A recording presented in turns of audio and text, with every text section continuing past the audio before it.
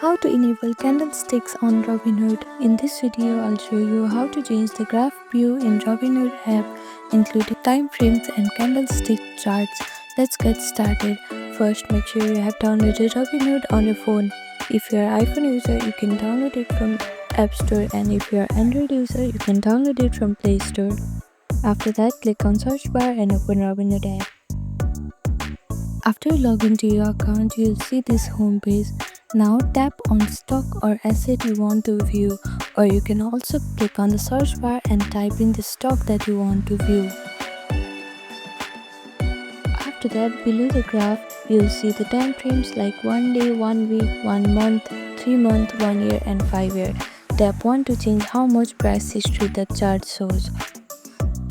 Now next step is to switch to candlestick chart. To switch from the default line graph to candlestick chart, tap on the chart icon in the top right corner and select candlestick.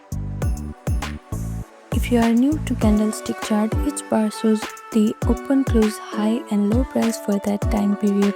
Great for technical analysis. And that's how you change the graph view in Robinhood.